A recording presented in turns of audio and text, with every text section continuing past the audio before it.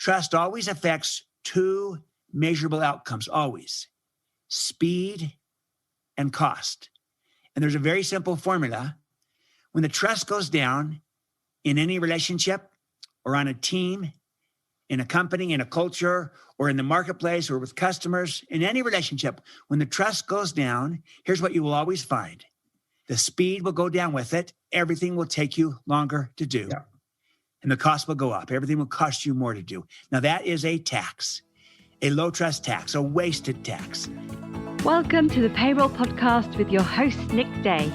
Find out what it takes to truly discover what it takes to elevate your career within payroll as we meet with the industry leaders who are shaping the industry for tomorrow.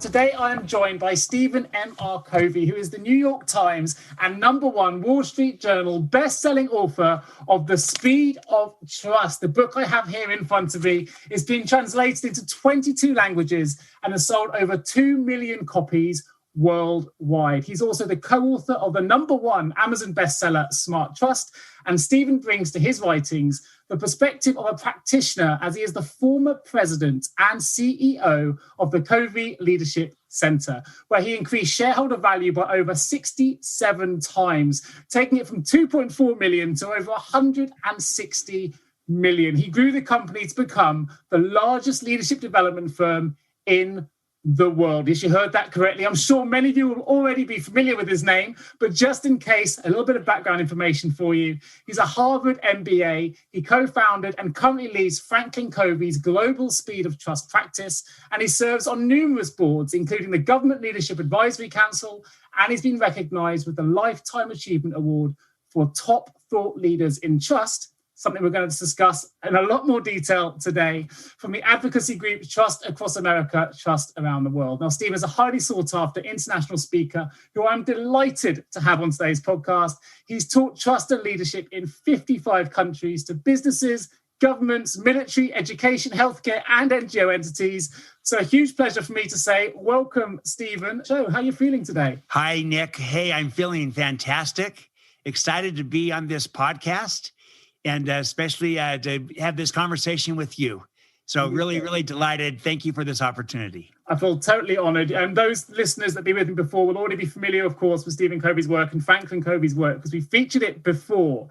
But we're here today to talk about a subject of trust. And I'd like to do something a little bit new, something I haven't really done before on this podcast, Stphen. That's, if I may ask you, if I can just read a little excerpt from your books. I think it gives a really good foundation to today's conversation. You happy for me to read a little bit? That'd be great. Yeah, excellent. I'd love it. Here we go. And bear with me. I'm not known to be a great reader of these things, but hopefully this will put it into context. The book says, there is one thing that is common to every individual, relationship, team, family, organization, nation, economy, and civilization throughout the world. One thing which, if removed, will destroy the most powerful government, the most successful business, the most thriving economy, the most influential leadership, the greatest friendship, the strongest character, the deepest love. On the other hand, if developed and leveraged, that one thing has the potential to create unparalleled success and prosperity in every dimension of life. Yet, it is the least understood, most neglected, and most underestimated possibility of our time. That one thing is trust. And trust is something we're going to talk about all about today. And I thought that was such a wonderfully put part to your book that I wanted to read out to you today. So let's start with that. Let's talk about developing trust, Stphen, as my first question, if we may. Right now, particularly as we come through, hopefully, this pandemic, trust has really been an element that organizations have had to come to terms with very quickly, with new ways of working from home and things like that. And organizations now are really trying to maintain engagement, maintain relevancy, stay ahead of the technological curve. With this in mind, I would love to know, is trust a learnable skill or is it inherent? Yeah, that's a great question because it's really foundational to all of my work, but really to any HR professional. Sure. The whole idea that can you intentionally build trust in the culture or on a team? And my short answer is that trust is, in fact, a learnable skill. It is a competency that we can learn and create and grow and establish and expand, and in some cases, even restore when it's been lost. Now, what's interesting about that is, and it's kind of set up in the way that you framed your question, for many people, they kind of don't view trust as learnable. They kind of operate from the premise of, hey, you either have it or you don't. Binary. You do or you don't. Yeah. Yeah, it's either there or it's not. Hey, and if it's not there, not much you can do about it. And I will acknowledge, Nick, that we all start with a level of trust, whether it be low, medium, high, anywhere along the spectrum. We start with a level of trust based upon our past and our relationship. But the main point I want to make is this, that in the same way that you can diminish and lose trust through your behavior, you can also consciously, deliberately create it, grow it, expand it through your behavior. And in fact, you can become exceptionally good at building trust on purpose. You can turn it into your greatest strength as a leader, as a team, as an organization. And I think the great opportunity for HR professionals today is to help their organization build a high trust culture. Because if you can intentionally build a high trust culture, that will impact everything else that you're trying to do. And it is, in fact, learnable.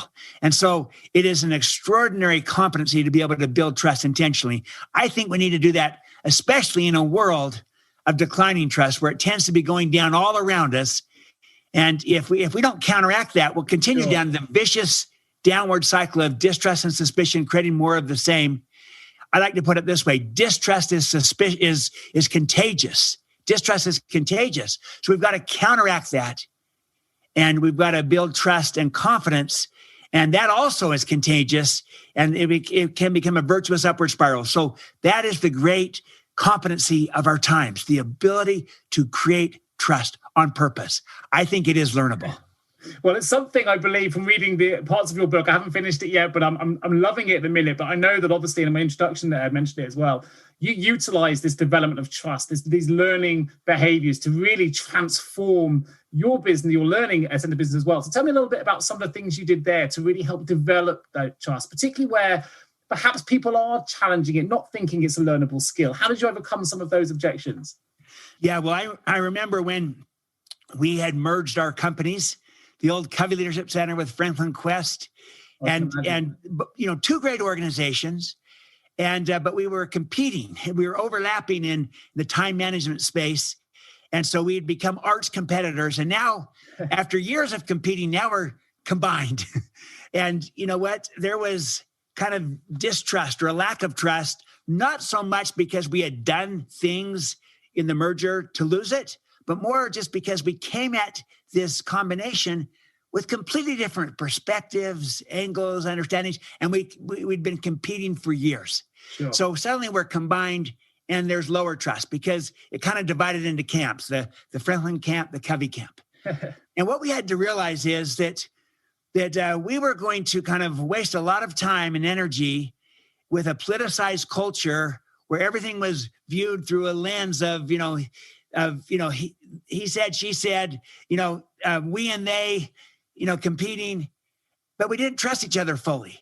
And we said, we've got to work at building trust. And can you do this? And the premise was that you can build it intentionally. So we had to lead out, and I had to lead out in doing this. And I had to declare my intent that we want to build trust, that mattered. And then we had to kind of signal our behavior. That is, tell people what we were going to do.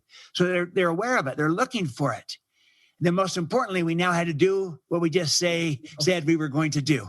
And we had to behave our way into trust by doing things like talking straight and creating transparency and clarifying expectations and practicing accountability and listening first. And then also even extending trust. You got to give it to get it. And a whole bunch of behaviors that we ultimately codified. And over time, we learned that you could move the needle on trust, that it was learnable. And I had my own experience with that. And then so I'm coming at this as a practitioner, someone that's been on both sides of the equation, where I've had, a high trust team and culture, really built it and ran with it, went through a merger where suddenly now there's low trust and people aren't trusting me. And I had to earn that trust, create it, build it, and transform the environment. And we did. We went from low trust to high trust, and I saw how everything changed. And I came out of that saying, my goodness, trust is truly the one thing that changes everything, because everything is impacted by the level of trust. And without the trust, we were slow. Everything was costly. Everything was politicized. We couldn't collaborate. We couldn't innovate very well. We were internally focused instead of client focused. And we weren't getting great results. Once we transformed the culture, built the trust, it changed everything. We were faster, less cost, more effective. We had greater collaboration, greater innovation, greater engagement of our people. And we got far better outcomes and results.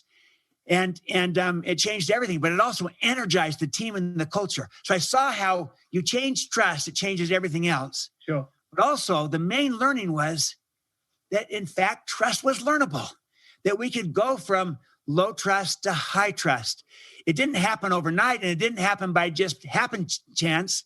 It happened because we became intentional and deliberate about behaving our way into trust, just like you could behave your way out of trust. And so that's the idea, that you can learn to build trust on purpose through your credibility and through your behavior. Trust is learnable through behavior. As a brilliant example. Of course, the results do speak for themselves, which I mentioned in the introduction there. They were phenomenal results. What I thought was really interesting is it seems so obvious that trust is a critical function that you need within your business for it to run successfully. And yet, as a business owner myself, and as someone who works with a lot of senior level board professional CEOs, HR directors, and so on, it's not really a conversation that comes up that often. And yet in my personal life, in relationship life with my wife, and that, that your relationship is founded on trust. It seems to be more prevalent in personal life than in business conjecture and business conversations. But you say in your book, there's a quote where you say, trust is a hard-edged economic driver. So putting it into that business context, tell us a little bit more about what you mean by that. Yeah. Well, first of all, your point of, we all kind of understand trust as being important at a personal level. Yeah. Any relationship that is enduring, sustainable, that is productive, and even happy is based upon trust. And energized, as you said. Yeah. Exactly. So we get this personally, but we often have not looked at trust beyond being a social virtue. And I like to point out it is an economic driver. And here's why, Nick. Trust always affects two measurable outcomes, always: speed and cost. And there's a very simple formula.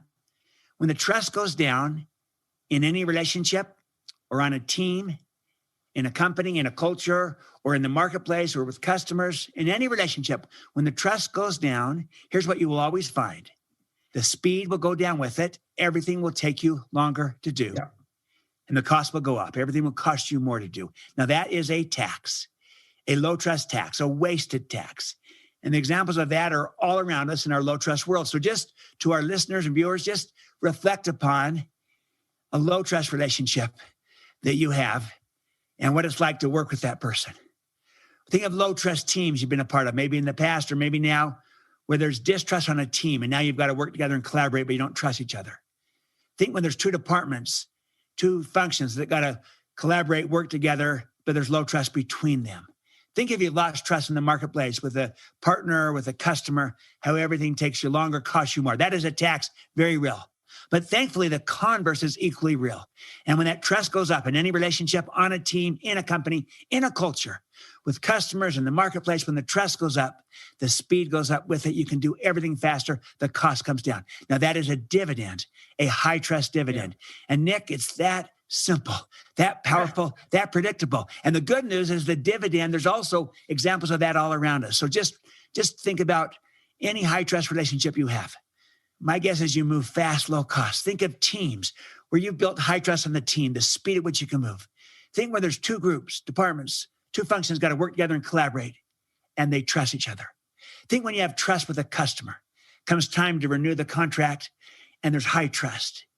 You see, speed happens when people trust each other, and nothing is as fast as the speed of trust. Nothing is as profitable as the economics of trust. It's truly the one thing that changes everything. That's the idea that trust is financial.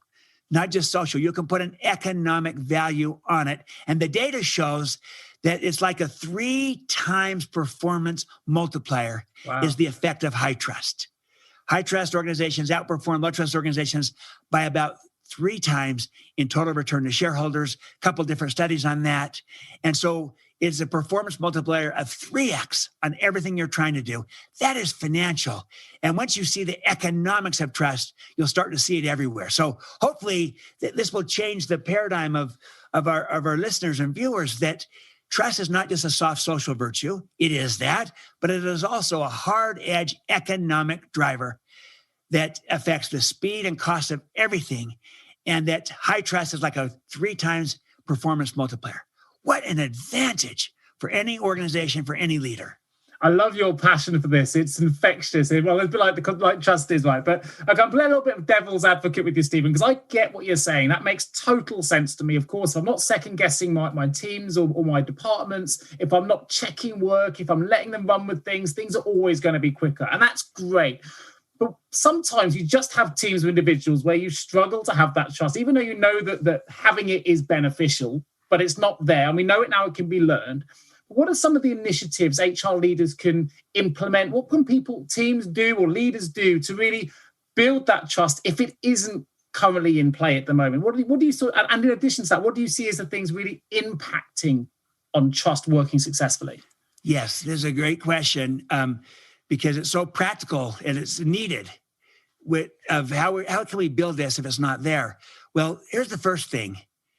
If you can focus on making the creation of trust an explicit objective, just like you have other objectives like, gaining market share, increasing profit, increasing the speed of in the sales cycle, what have you. If you could also create as an objective to build trust.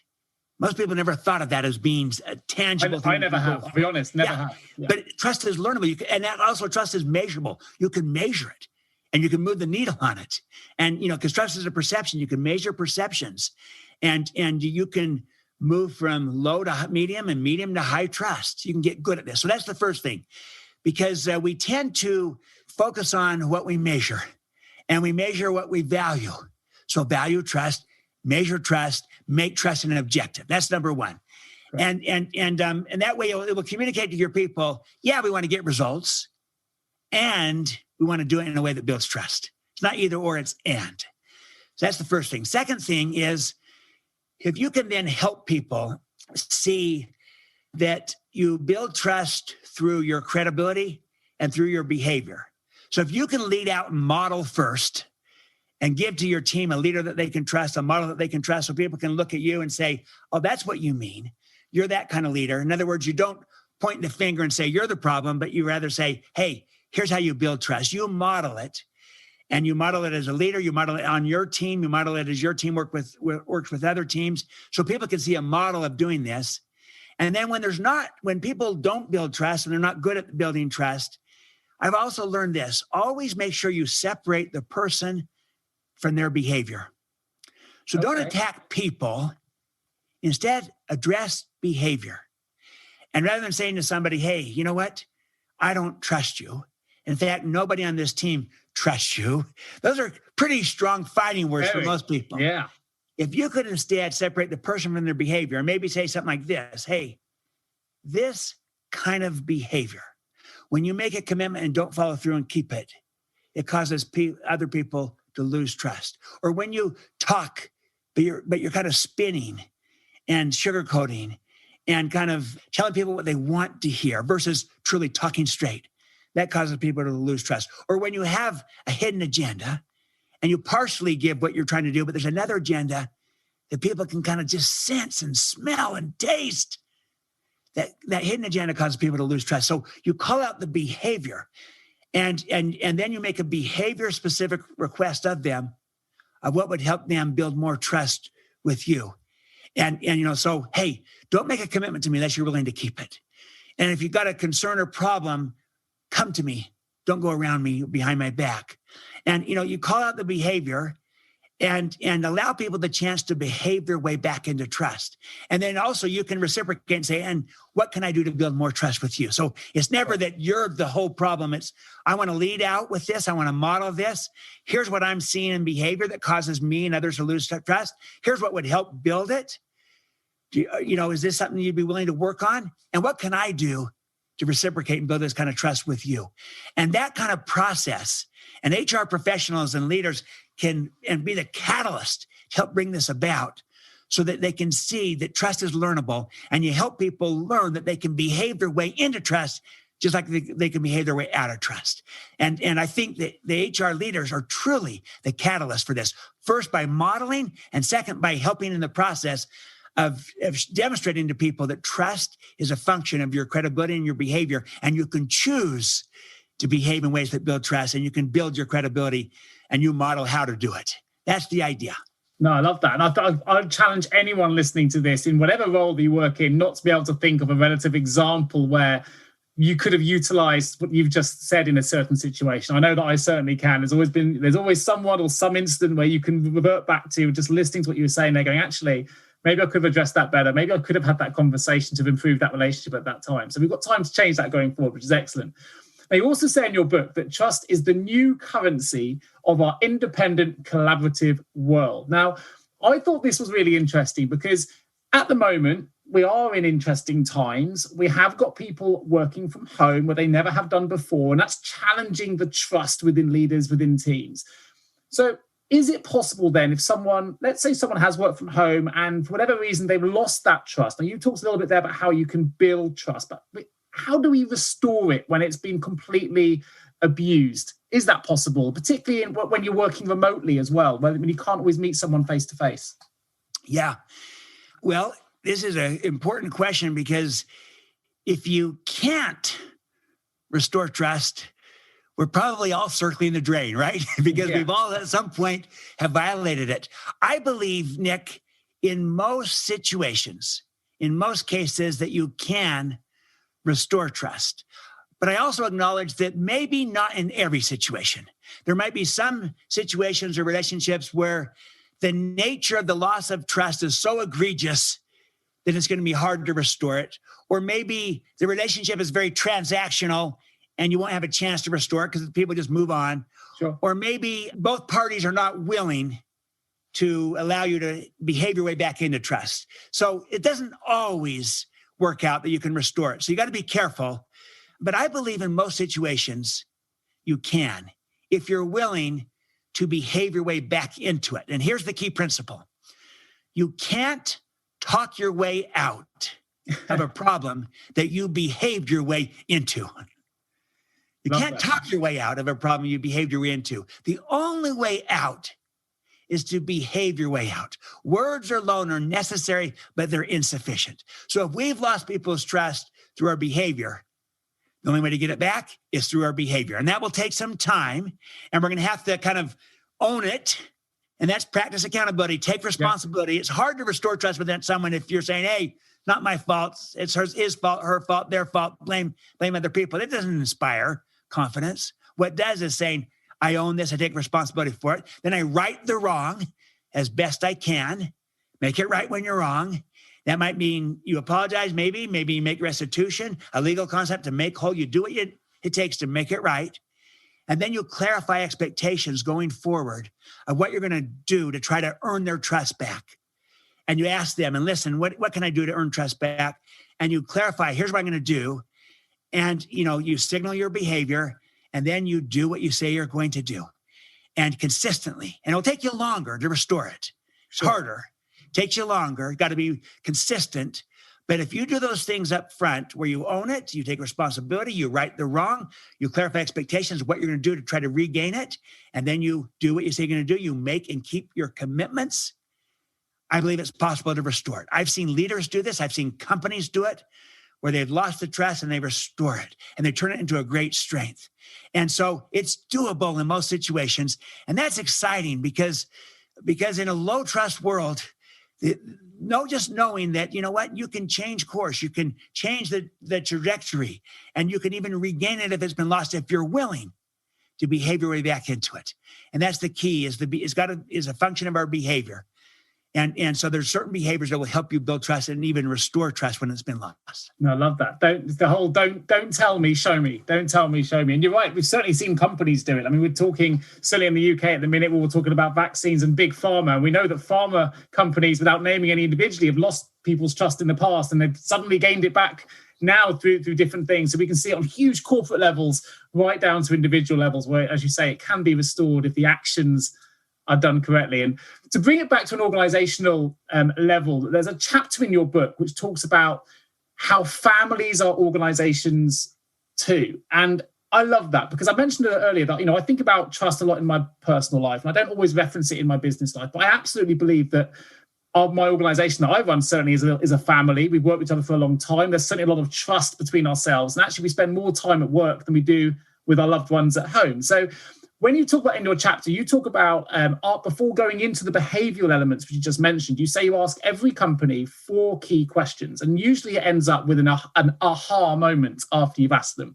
I'll read the 4 questions in just a moment, but I wondered if you could tell us why in particular these are the 4 questions that really brought those aha moments. If you can give us any examples. So the questions are, how do you describe a low trust organization? How do you describe a high trust organization? Which description best represents your organization, and what are the results? And of course, all of this is available in the book if people want to read more. But why are those 4 questions so poignant? And tell us a bit more about some of those aha moments that you've experienced. The reason I think that these questions are relevant is that it kind of helps us make trust tangible and understandable. In other words, we're all experts on trust, in a sense, because we have relationships. Sure. We're on teams. We're in organizations, even if it's, like you say, in your family or in the community. And we all can kind of look at, how are things done here?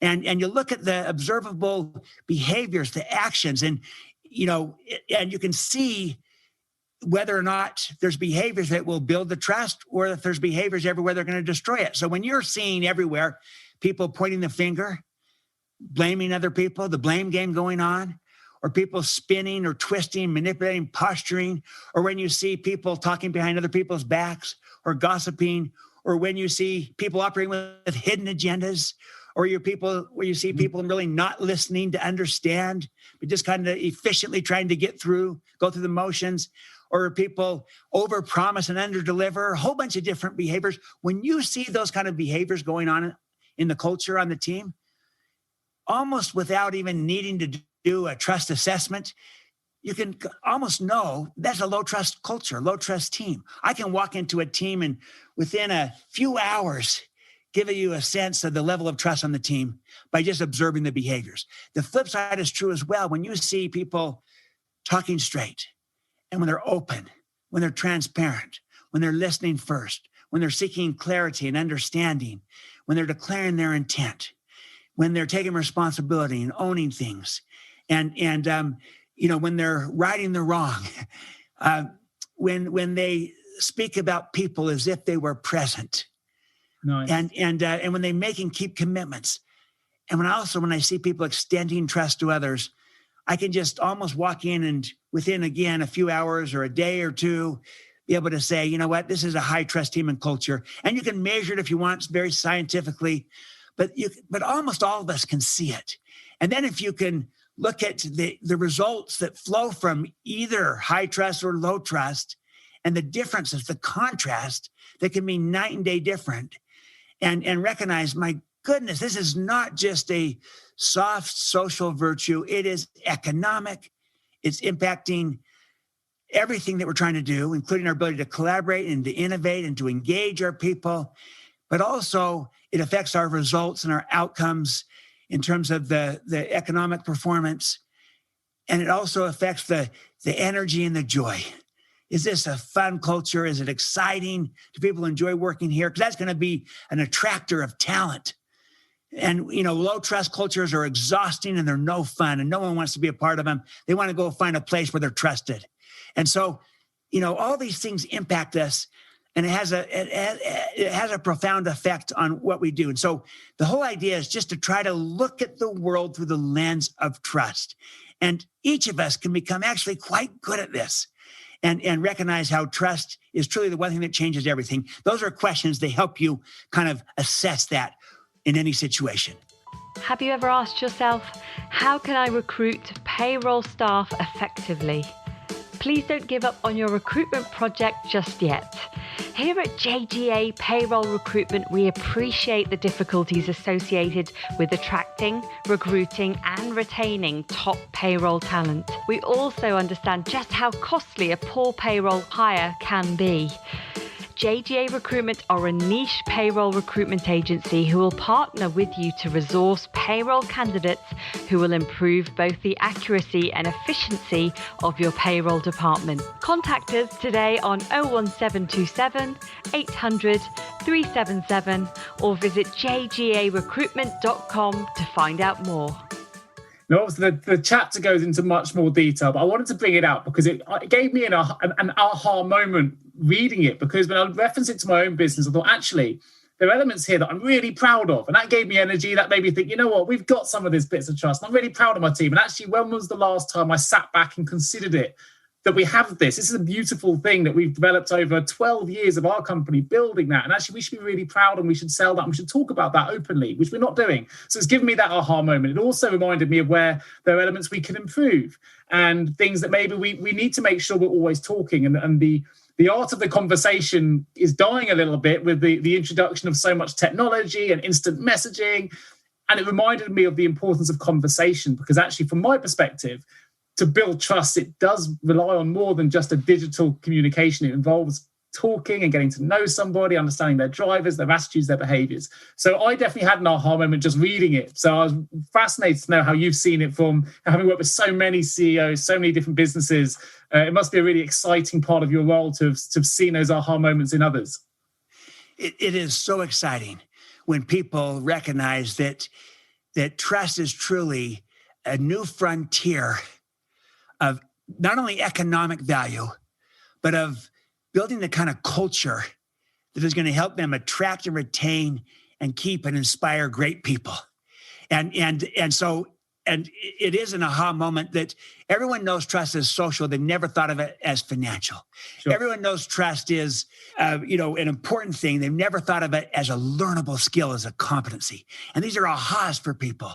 And once they see that, it changes everything. How Definitely they view the world. Hands up here. I was one of those people, right? So yeah. Here's the other thought I have, Nick, and I'm trying to think of from the HR leader point of view, the big challenges facing us today. I mean, there's so many, right? With all these new forces of change upon us, these emerging forces of how the world has changed with technology, disruptive technologies, and how the nature of work itself has changed, both the what in terms of it's more collaborative, more interdependent, more service-oriented, but also the where, work from anywhere, work from home, Absolutely.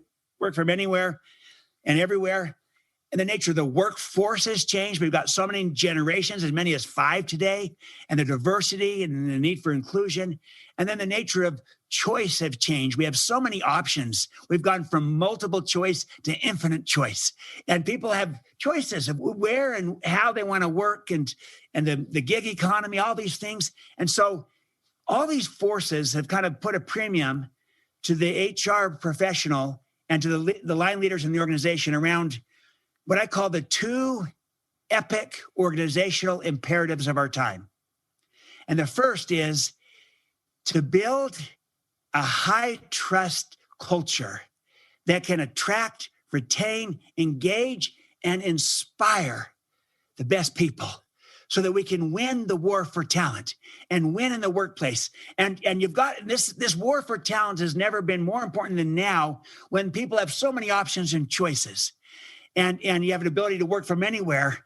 And so you've got to win that war for talent. And the best way to win that is to build a high trust culture, because that inspires people. And inspiration is the new engagement. It's another level. It's the next frontier. And so you've got to inspire your people, and nothing does that like a high trust culture. And the second imperative is that we've got to then be able to collaborate and innovate within our organization so that we can win in the marketplace. In this changing world where everything is changing, we've got to stay relevant. And we do that through innovation. And you can't innovate unless you can collaborate. So collaboration and innovation, that flows from trust as well. And you build high trust, your ability to collaborate goes up, your ability to innovate goes up, and that way you win in the marketplace. So the two imperatives: win in the workplace, win in the marketplace. And it is trust that is the foundational element that helps us do both. It's inspiration, it's innovation, and trust elevates both in profound ways. That is the charge to HR leaders today. Build a high trust culture so we can inspire and attract the best people, and create a high trust culture so we can collaborate and innovate and win with our customers in the marketplace. Trust, again, is the performance multiplier for doing both of these imperatives. And that's why I think it's so relevant to any HR professional, because it will help us do everything we're trying to do inside of our organization better, faster, and with greater creativity, energy, excitement, passion, commitment, and fun.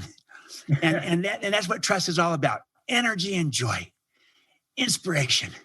You're speaking my language. I mean, I've been in recruitment for nearly 2 decades, and I couldn't have put it more eloquently. I'm tempted to just to close the podcast here. I can't. I've got more questions I want to ask you, but that energetic response, I couldn't agree with more. Particularly, we're talking about that war on talent, the ability to attract and retain, and when you do retain, get the best out of your teams. Brilliantly put, Stephen. I'm absolutely delighted you're able to elaborate on those 2 points. And I recommend anyone just rewinds that little section and listen it back to it again, close your eyes and just drink it in, because I think it's absolutely on point for what businesses need to do if they want to win that war on talent and they want to be productive and they want to progress their profits, progress their businesses and get the best talent. Excellent. So before we do close the podcast, I want to ask 2 very quick questions, if I may. One is, from an HR perspective, let's stay on that HR point for a moment. For them, where is leadership going? Where is leadership evolving? I mean, you're obviously a CEO of the biggest leadership center in the world. I couldn't leave this podcast without asking you that question, Stephen. Well, I like to put it this way, that the world has changed, and yet for too many, our style of leadership has not. We're still kind of trapped in the old style of leadership, what we might call command and control. And all that's happened is really we become better at it, more sophisticated at it, more enlightened at it, but still the paradigm is too much command and control, where people are things. We manage people like we manage things, and we're trying to be efficient.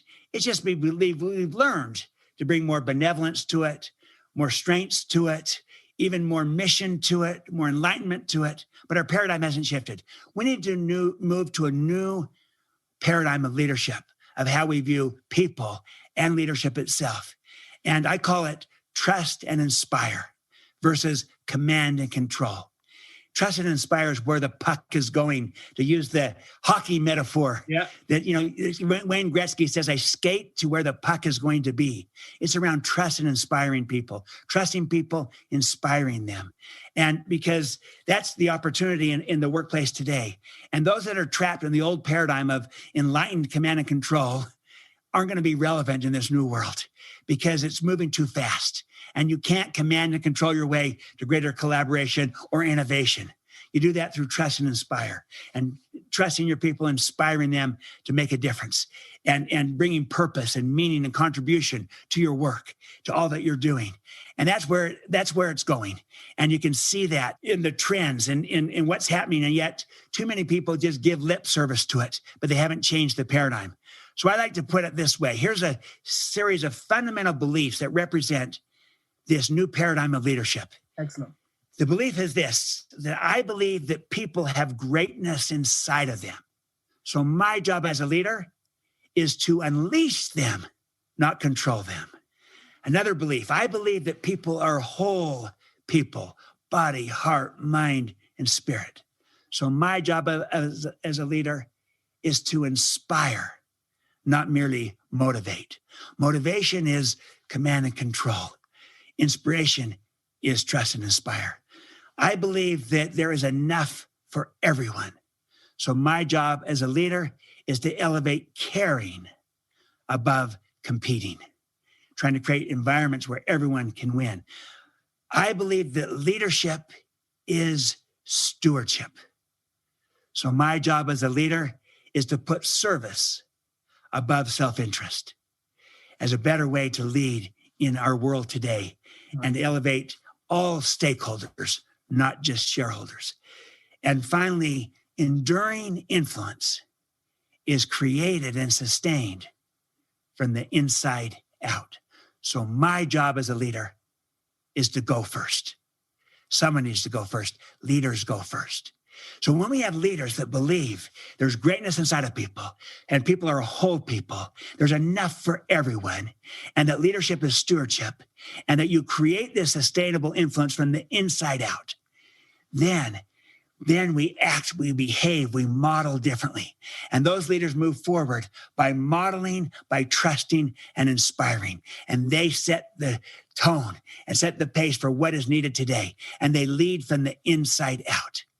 And they start with themselves and their own teams. And I've seen HR professionals transform entire organizations by starting right within their own team, becoming such a high trust, high inspire team that they build that and they ripple out. And all the people they're working with, the business partners and the HR partners are working with the line leaders and the different business leaders, they begin to model this and they begin to transform the entire organization from the HR role.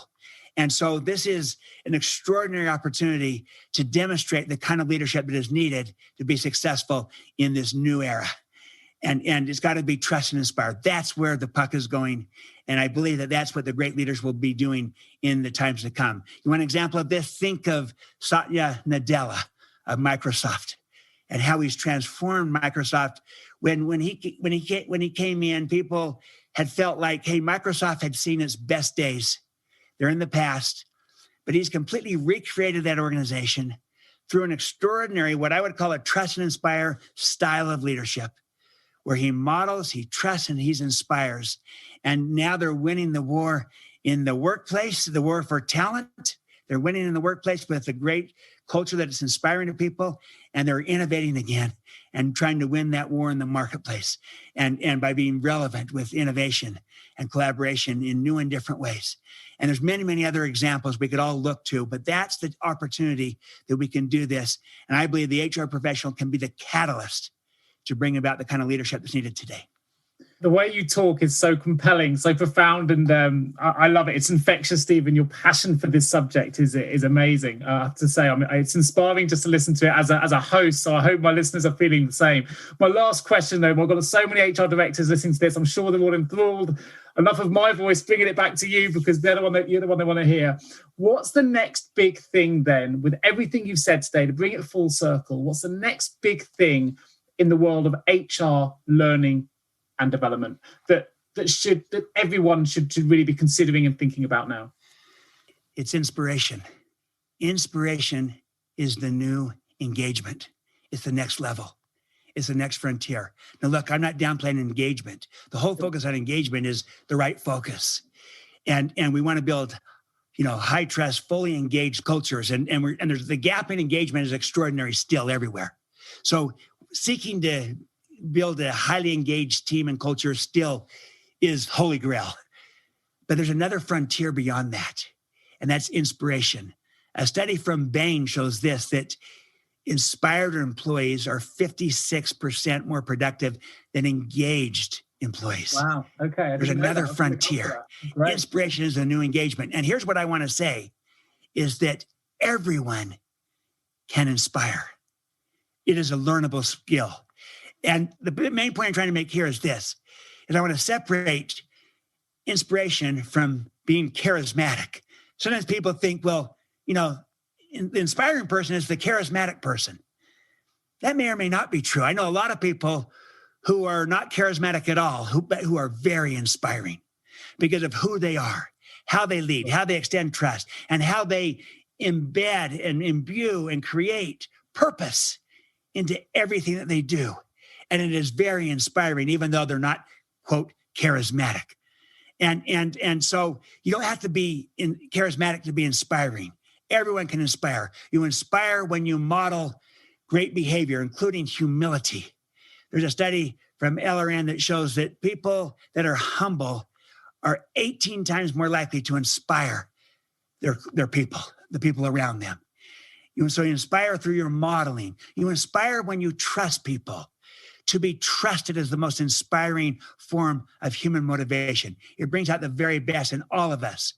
And so everyone can be trusting and learn to be trusting in smart ways. That inspires people. But you also inspire when you connect with people through your caring and through creating a sense of belonging.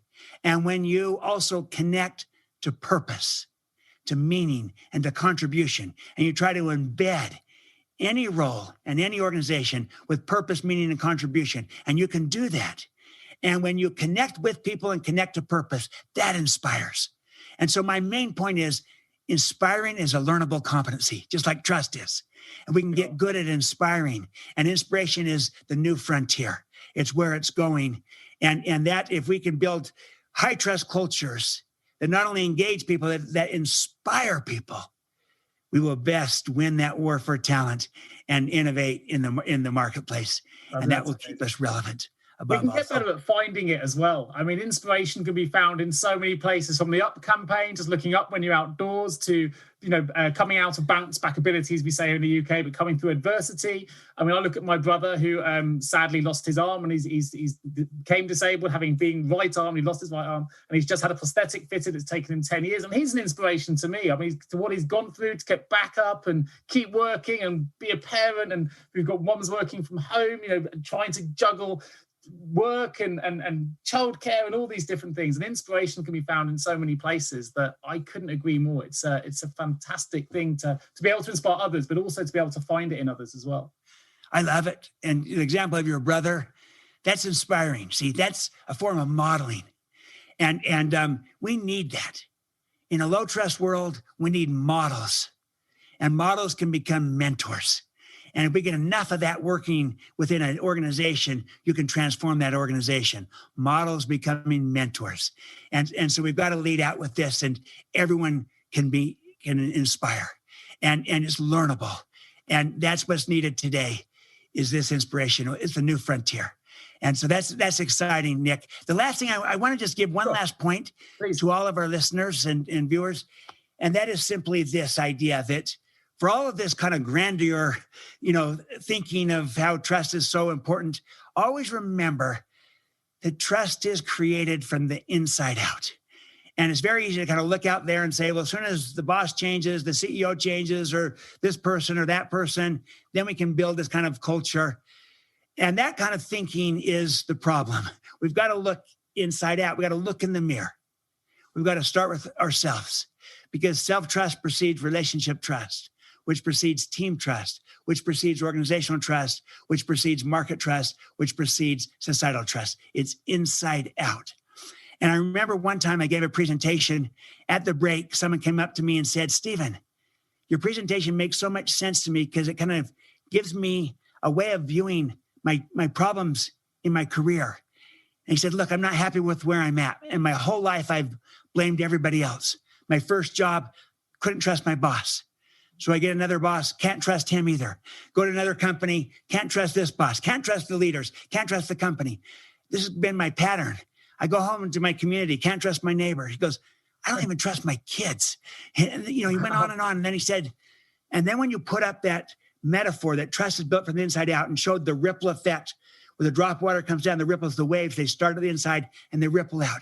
Then I realized what my problem was. And then he looked around to make sure no one was looking. And very carefully, he whispered into my ear and said these words: I don't trust myself. I don't trust myself. And I realize now I'm projecting that distrust out onto everybody else. So what do I do? And I said, here's what I would do just to increase that self-trust.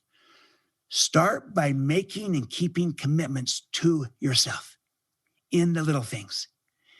And the fastest way to build trust with another person is to make that person a commitment and to keep it. Make another commitment and keep it. Guess what? That's also the fastest way to make and build trust with yourself. Make and keep commitments to yourself. And you do that, and you go from one to another, and you'll begin to build a sense of integrity, of clarity, of power. And you build that self-trust from the inside out. And when you build that trust in yourself, it becomes easy, natural, and abundant to build trust with others and on relationships and on teams. It's inside out, always looking in the mirror, always starting with ourselves. I imagine that most people listening to this podcast are already saying, I've got high self-trust, but it remains the common denominator of the starting point for all of us. Always look in the mirror. Always start with yourself, your credibility, your behavior. You do that well, and you will be the catalyst to create trust from the inside out. You will be that model who becomes the mentor, and you will be the ripple in the pond, and you'll build that trust from the inside out. That is the charge. That is the challenge to each and every one of us to get better, to become a catalyst for building high trust in a low trust world. We can do this. We need to bring about a renaissance of trust, Nick. There's too much distrust in our world, and we've got to bring about this renaissance of trust. And I challenge all of us, starting with you and I, Nick, and all our listeners and viewers on this podcast, to be a catalyst to bring about a renaissance of trust. It's what's needed today. I love that. A little drum roll to finish. That's brilliant. Stephen, it's been an absolute pleasure having you on the HRMD podcast today. But anyone who's interested, the book is called The Speed of Trust. I will, of course, put links in the episode notes for anyone who's interested in either the audible version or the written version of the book. And don't just take my word for it either. There are so many other amazing people out there that have read this book and given great quotes, CEOs, business leaders, and so on. Nolan Archibald, for example, CEO of Black & Decker Corporation, said this is a book that everyone should make time to read. So I hope this podcast has inspired you, but go and check it out. It's a brilliant book. I'm halfway through it. I haven't finished it yet, but I'm enjoying every minute of it and every word of it, should I say. I'll put the links in the episode notes, but I also would like to direct everyone to the speedoftrust.com website, where you can find videos of Stephen, you can find training, you can book Stephen for your own event and have a chat with him directly as well if you wish to. Is there any other links that you'd like to mention, Stephen, that our listeners can grab or get access to? That's the best one, speedoftrust.com. And you can follow me on social media at Stpehen R on Twitter, LinkedIn, the like. So speedoftrust.com is the best way. There's a lot of tools, resources that you can access. So many tools and resources. It's worth checking out regardless, because there are so many free things you can download and watch, and it's well worth a check. So to mention that again, it's speedoftrust.com. I will put a link in the episode notes, of course. And as well, if you are an HR and L&D leader listening to this podcast and you need help with an HR or L&D related vacancy, then of course I am a specialist global HR recruiter. I would love to help you. You can access my details also in the episode notes, or contact me directly at nick@jjrecruitment.com. That just leaves me to say a huge thank you again to Stephen R. Covey for what has been a fantastic conversation, an inspirational conversation about trust. I've learned loads. I feel inspired. I've had my aha moment myself. So thank you so much for joining me today. It's been my absolute pleasure. And I wish everyone a great episode. I hope you've enjoyed this, and I look forward to bringing you the next episode real soon. Take care of yourselves and each other. And thank you, Stephen. You are welcome. Thank you, Nick. Great to be with you. And I really admire you and your fantastic podcast and the difference you're making in the world. You inspire trust. Oh, thank you so much. You're too kind. You're too kind. Thank you so much for tuning into the Payroll Podcast with Nick Day of JGA Recruitment. If you need help with a current payroll vacancy, then please get in touch with Nick and his team. All contact details can be found in the episode notes. In the meantime, to make sure you never miss a future episode, please subscribe to the show through any of your favorite podcast channels. Till next time.